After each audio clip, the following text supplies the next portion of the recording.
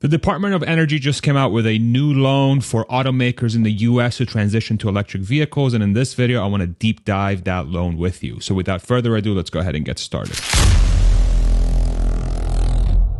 So here's the announcement from the Department of Energy. Biden-Harris administration announces $15.5 billion to support a strong and just transition to electric vehicles, retooling existing plants, and rehiring existing workers. Here's some additional context of the loan. $2 billion in funding opportunity to spur the conversion of long-standing facilities to manufacture electric vehicles and components. And preference will also be given to projects that commit to pay high wages for production workers and maintain collective bargaining agreements, another word for unions. $10 billion in loan authority available for applications under the Advanced Technology Vehicles Manufacturing Loan Program for automotive manufacturing conversion projects that retain high-quality jobs in communities that currently host manufacturing facilities. What this basically means is that the Department of Energy has made available $15 billion for Ford, GM, and Stellantis/Chrysler to borrow a portion of that money to retool and reconfigure their existing facilities to transition to electric vehicles. Now, this is on top of an existing loan for GM for the Ultium facility. This was from December 12, 2022. The Ultium facility is GM's battery plant for their current generation EVs. And this is also on top of Ford agreeing to receive $9.2 billion from the US government. Now, the timing of this loan announcement is very interesting because the UAW, the union that's in charge of the factory workforce for all three big automakers, legacy automakers in the US, just announced that they're looking to strike against those three automakers if their demands are not met. Now, the reason why the UAW authorized the strike is because they're asking for higher wages and shorter work weeks, which the automakers haven't agreed to yet. And these negotiations are supposed to end by September 14th. They're currently going back and forth, and there's a lot of news around how the UAW boss, the leader, is not happy with how the legacy automakers are handling the negotiations. Now, for me, I find all this timing very interesting, especially as more and more sales are happening in the United States that are for electric vehicles. But I want to show you some numbers that I'm looking at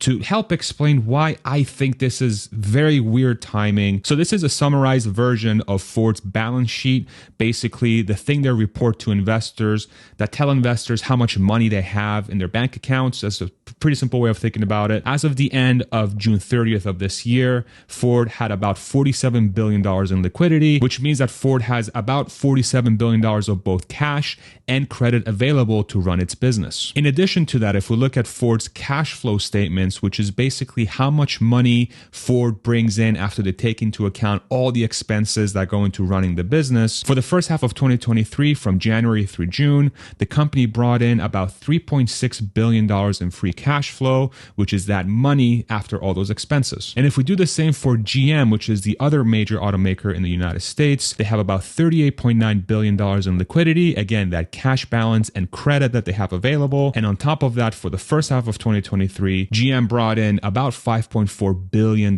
through the first 6 months of the year. So both Ford and GM have about $86 billion of liquidity, and they're generating about $18 billion in cash per year combined once we take the first half of the year and double it for each company. And so the big question that comes to mind is, why would those companies need access to taxpayer loans when it seems like their companies are very much capable of self-funding the transition? It's no secret that the current administration is pushing for electric vehicles very, very hard, and they have a big competitor out of California and Texas named Tesla, who has been making more and more EVs. And so if the popularity of these cars are really taking off, it seems like these companies have more than enough resources and money to transition themselves. And so from my perspective, I find that these loans being available is very odd. It's super, super odd, especially within the timing of the UAW union going up against those companies. However, if we dig a little bit further into what the financial health for these companies looks like, I think we start to understand why something like this is becoming available for these companies. Now, this is Ford's detailed balance sheet, basically telling investors how much they have on hand from a cash perspective, the assets they have,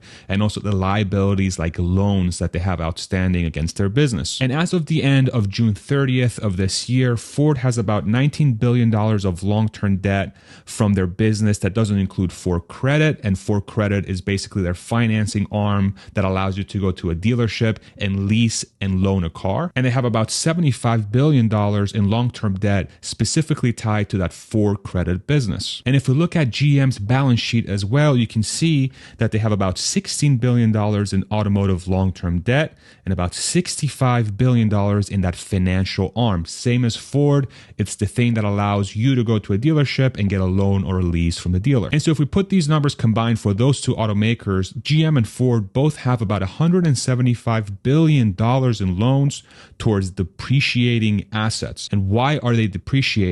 One thing to keep in mind for these long-term loans is that Ford and GM have taken these out over the years against their existing gas car business, which poses a really big problem for these car companies if electric vehicles really do take off and they become the standard to drive around. And the reason why is born out of a very simple question. In a world where everybody is buying an EV and that's the preferred mode of transportation, how much value does a gas car have? And I would think about that question in a very similar way as MP3s versus CDs. Once MP3s became available, what is the value of a CD? The loans, as an example, that are against the cars that Ford and GM have sold, the amount of money they're going to get for those cars is going to be a fraction of what they're getting now because those cars are going to become obsolete. So these companies are going to be stuck with these giant balances with an asset that's worth a fraction of what it used to, which is going to cause these companies more likely than not to write off these loans, which is going to cost them a ton of money. In addition to that, because of the UAW demands,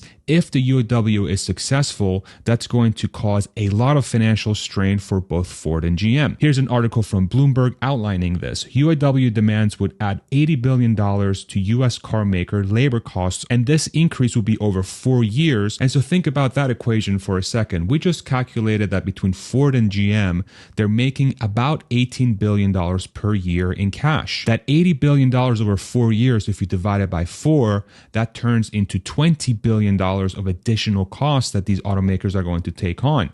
20 minus 18 seems like these companies, at least between GM and Ford, would be losing money instead of making money just from the UAW getting what they want from a labor perspective. And if you put on top of that the potential depreciating assets from their long-term loans that are tied to the business and to the credit side of the business, you could probably start to see why this could become a very concerning development for automakers. And so the big question that I've been thinking about for quite a while now as I've been covering the electric vehicle segment, are these legacy car companies actually healthy?